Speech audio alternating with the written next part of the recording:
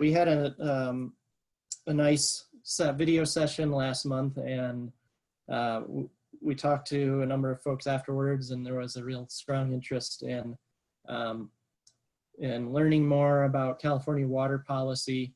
And so we thought it would be great to have Hap Dunning join us. He has so much experience and such an incredible background in water law and the history of water policy in California. So we're very lucky that he's joining us, and of course Peter Dreckmeyer as well, who has been with TRT for many years working on water policy issues. So I'm very excited for this Zoom happy hour. And I'm just gonna, by the way, my name's Patrick Copel. I'm the Executive Director of the Tuolumne River Trust. And I'm gonna kick things off here by introducing our first speaker. Hap Dunning is a Professor of Law Emeritus at the School of Law in California, Davis. Before his retirement, he taught and published extensively in the fields of environmental law and natural resources law, with a particular emphasis on water law. Yeah. In 1977-78, he took a leave from the law school to head the staff of the Governor's Commission to review California water rights law. And in 1981-82, he chaired the committee supporting an initiative on water law reform, which appeared on the California ballot in November 1982. Hap became a TRT advisor in 2002 and a board member in 2008. And I should let you know, we were having some technical difficulties with Hap's connection. So his audio is working, but his video is not. But we do have some slides that are going to go along with his presentation. So with that, Hap, I am going to turn it over to you. And I think we need to unmute him. And okay, there you go, Hap. Okay, shall I start over? Yeah. Thank you, Patrick, and thank you to the supporters of the trust who are joining in. Patrick and I've done many Zoom calls and never had this problem before. For about 20 minutes, I had visual connection with everybody and no audio. And finally, we worked it out, so I've got audio but no visual, which seems like a better way to go. Anyway, I am going to be talking. I won't be able to see the slides. We have a series of slides, so Shanley, when you put one up, tell me about it. My topic that I was asked to speak about is California water policy. And the way I think about it is, how did we get to where we are today? As we all know, we have massive water development throughout the state. We have something like 1,400 named dams. We have many, many canals. We have a massive aqueduct going down the middle of the state. And obviously, as we know, all of this has had massive environmental impact. So what state policy got us to this point? And I think the key historically has been that everything's been left, or almost everything in the beginning was left to local initiative. California started up, excuse me, with gold mining, of course. It was all done on federal land. The federal government did nothing about it. They never asserted their rights to the gold. The state was supportive of the mining camps. The mining camps developed their own rules as to water allocation. Water was essential to their operation. I sent in a slide of a flume. Shanley, is that up? Yes, now it's up. Okay, that's a wooden structure that carried water from one place to another all over the state. I think I read somewhere there once were 3,000 miles of flumes. You can see them today, different places, or remnants of them. If you drive Interstate 80 up to Reno, after you get back past Truckee, you go through that gorge, you can see flumes there, and I'm sure there are other places. Anyway, that worked out all right. They moved water around, but then around after a couple of decades, they got into hydraulic mining. This was because a lot of the gold was in stream beds that had been buried in hillsides. And to get it to gold, they had to tear down the hillside. So they developed a device known as a monitor, which would apply water under high pressure to these hillsides. And there's a slide of that too, Shanley, if you've got that. Yes, yeah. And these were quite effective in tearing down the hillsides. The problem was they created massive amounts of debris, and the debris was washed into the rivers. Places like the Yuba River and other rivers got huge amounts of debris, totally changed the way they operated. They couldn't take nearly the volume of water, and so there was a lot of flooding. Places like Marysville were spending huge amounts of money on levees to keep from being flooded out. So finally, the farmers who were developing at that time got sick of this. They sued, and they won judgments in both federal and state court, ordering a stop to putting debris in the rivers. They were termed a nuisance, and there were judicial decrees. And about that time, a lot of times you'll read this as an environmental decision. I think it was more a decision of shutting down the mining to favor the farming. The farming was coming in very strongly at that time. At the same time these decisions came down in the 1880s, the state passed legislation authorizing local water districts to be formed, supply districts. In terms of Tuolumne, the early ones, which we still have today, are the Tuolumne Irrigation District and the Modesto Irrigation District. So this is where the impetus for a lot of this early water development took place. After the turn of the century in the early 1900s, of course, we got more regional projects. Los Angeles had the Owens Valley Aqueduct on the eastern side of the Sierra Mountains, which eventually was extended up to the Mono Basin and that system. San Francisco, obviously, as we all know, had Hetchy after a big fight. East Bay Mud had a project on the McKellamie. Metropolitan Water District of Southern California was formed to tap into the Colorado. I think, Shanley, you've got slides of all those Yes. projects showing where the service areas are. So that was the early 1900s. The state got more heavily into planning for water a little bit later, particularly around the 20s. They started developing plans for a Central Valley project. 3 objectives, basically. Number 1, to have flood control in the Sacramento Valley. Number 2, to have salinity control in the Delta, the place where the Sacramento River and the San Joaquin River meet, where a lot of water is exported from, and you have to control the salinity to make the water useful for the customers. And number 3, to deal with overdraft on the east side of the San Joaquin Valley. So these were the objectives. It was approved as a state project in 1933, and then the state of California was unable to finance it. This, of course, was right in the middle of the Depression. They turned it over to the federal government. Federal government took it in as part of the reclamation program. Reclamation program had been first authorized in 1902, but this was one of the major reclamation projects, and there were eventually many elements to the federal Central Valley project. Shasta, near Redding, is of course the major reservoir, but there are others, and particularly Friant on the San Joaquin River was really planned to take all the water except in flood periods. And they built the dam, they built canals going north and south, and the plan was to take everything and dry up the second biggest river in the state. So talk about environmental impact, that was pretty spectacular. The state got into having a similar project, I think mainly because the federal project carried with it acreage limitation. It was supposed to be providing water for family farmers. The family farmers and other farmers found ways around those limitations. They finally existed more on paper than in reality.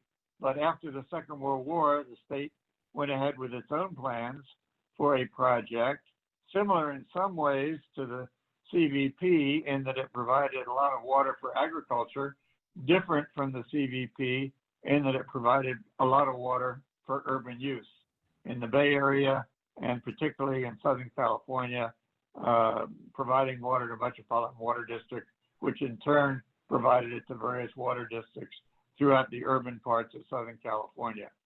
Unlike the CVP, the State Water Project was never finished. The original plans did not go to completion. There was supposed to be a dam called the Dos Rios Dam on the Eel River, which Governor Ronald Reagan turned down. There was environmental opposition, but from what I've read, he was more influenced by the opposition of Native American groups. So Dos Rios didn't happen to complete the provision of surface water to areas, service areas for the State Water Project. And the Delta, right from the beginning, there was thought of having some kind of Delta conveyance facility. It was argued and studied and talked about for a long time.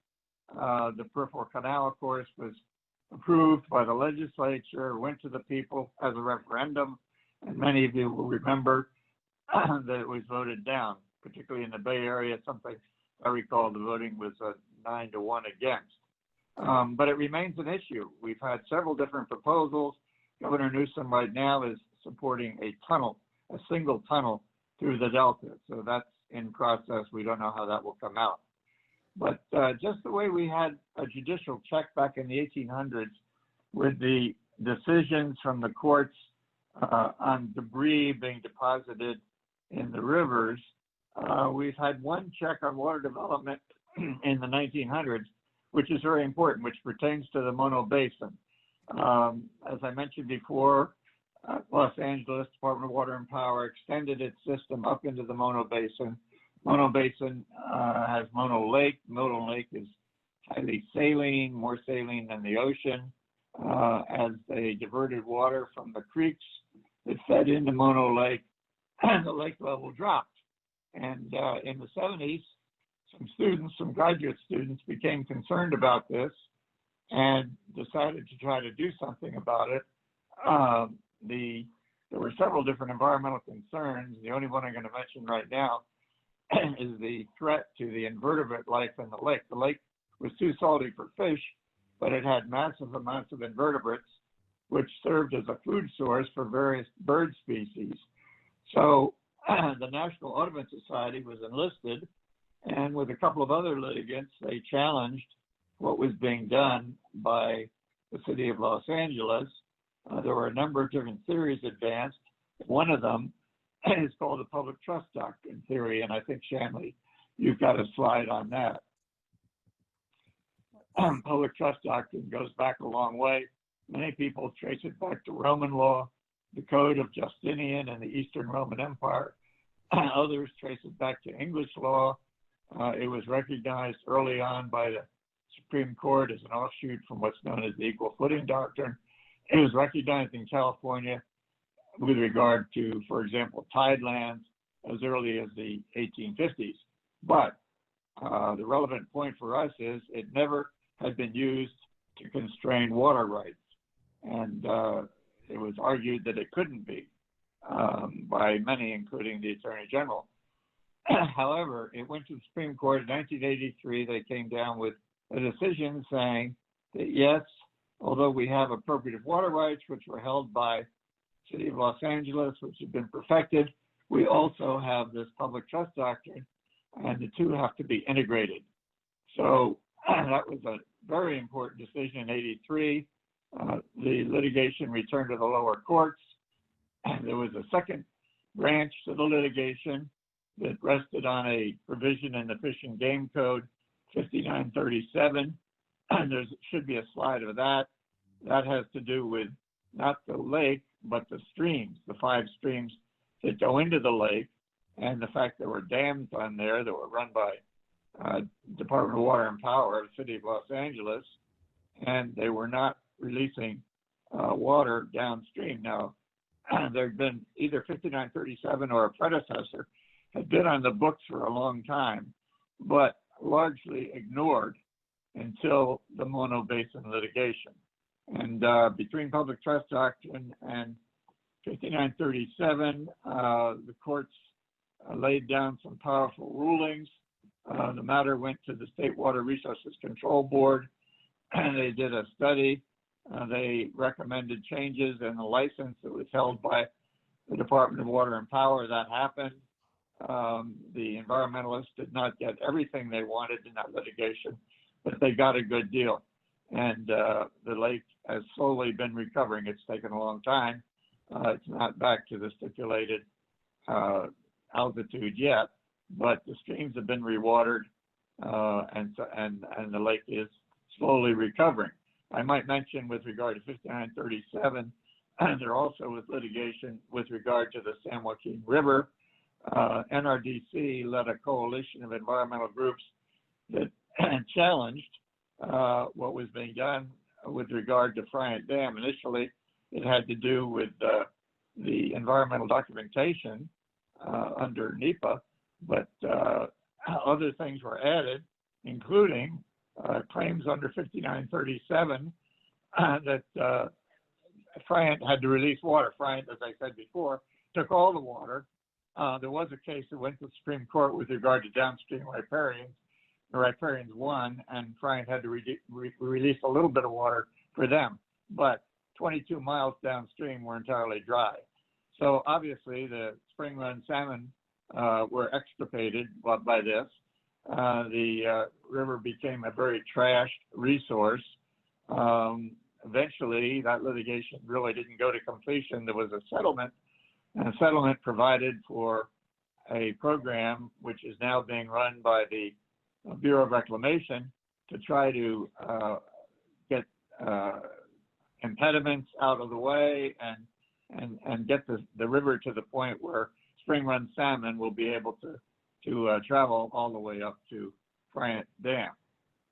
So I've been talking about state policy on surface water. Groundwater also is important. When the state set up its permit system back in 1914, which requires permits for new appropriations of surface water, it did so based on a report by a body known as the Conservation Commission, who filed a report recommending this. They had about one paragraph on groundwater. They said, we're not recommending any permit system for groundwater. We don't understand it. We don't know enough about it. So that was not included. The only small exception was a provision that underground streams in a known indefinite channel must have a permit, but those are very rare. So we didn't have any state program on groundwater. Many other Western states did. We had regional programs, which is sometimes forgotten. People say California was very behind the times on this. We had regional programs in Orange County, Los Angeles County, Santa Clara Valley, starting from back in the 1930s, because the threat was seawater intrusion into the groundwater basins, into the aquifers. But we really didn't have a comprehensive approach from the state until just a few years ago. In 2014, the legislature passed, right in the middle of a big drought, of course, the Sustainable Groundwater Management Act, which set up a very long process to deal with some of the problems that come from overdrafting groundwater resources. They're overdrafted in many places in the state. It's particularly bad down around Tulare Lake Basin. In that area, there's some dramatic consequences in terms of water quality, in terms of cost. Probably the most dramatic consequence is surface subsidence, where when you take too much water out of the underground, the surface collapses, sometimes 20, 30 feet over time. We have a very important example of that right now on the Friant Canal. That's the canal from Friant that goes to the south, and there's a stretch of it which has had a good deal of subsidence, and they've lost an enormous amount of the capacity to move water. So that's being debated right now. And as is the case normally, Friant Water Authority, that usually makes its own repairs in its facilities, is looking for somebody else to pay for the repair. They sought state money through a recent measure that was on the ballot that was defeated, and now they're seeking federal money. So we'll see what happens there. One other thing I should mention that should be considered hand in hand with the public trust doctrine as a check on water development is a constitutional provision that deals with reasonable beneficial use of water. I don't have time to go into it now, but there were many, many decades of disputes about two types of water rights: riparian water rights, which go to landowners who are adjacent to the stream, and appropriative water rights that go to people that don't necessarily have land ownership, but they capture the water and they put it to beneficial use. And how do you run these two systems together has been a problem. Most of the Western states abandoned riparian rights. California did not. There was a big decision, 1886, if you can imagine at that time, a 200-page decision from the Supreme Court saying by a narrow margin that we would have riparian as well as appropriative rights. Anyhow, in the 1920s, there was a dispute on the San Joaquin River between a riparian and an appropriator upstream.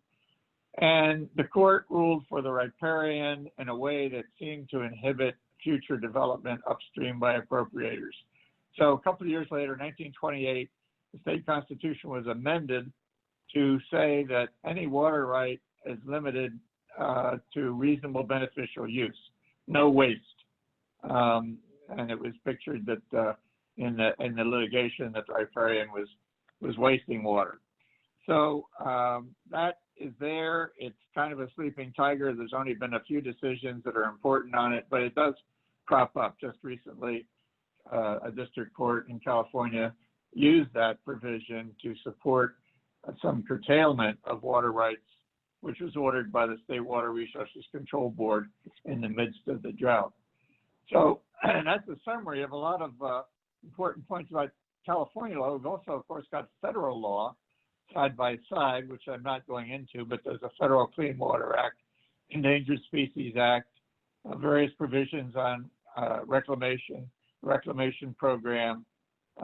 So that's out there. We've also got state water policy with regard to conservation, with regard to recycling, with regard to desalination, and so forth. But now we have a challenging future. Everybody knows about climate change, predictions we're going to have less snow and more rain, what that's going to do to us. A lot of our present system is built around assumptions about a Sierra snowpack. It could be smaller, it could be different.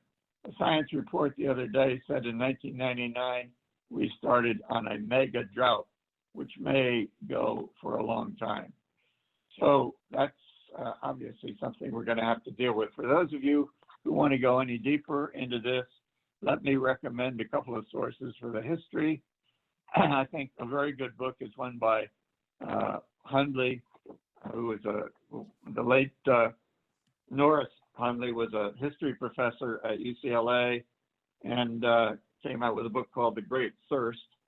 The revised edition is the one you'd want to get. That's about 20 years ago. And then there's obviously a lot on the web.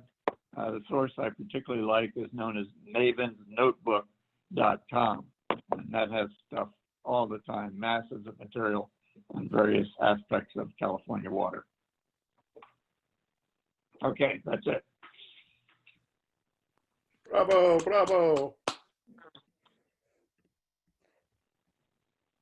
Sorry, I can't see you all. Yes, and I also just want to apologize if the jumping around the slideshow was difficult for anyone's screen or eyes. We did our best with the technical difficulties, so thank you for your patience. Well, thank you for that, Shannon. Yeah, thanks a lot, Hap. That was really wonderful and lots of great information. There's probably questions. We're going to hold off on those until after our next presentation, which we've got video of.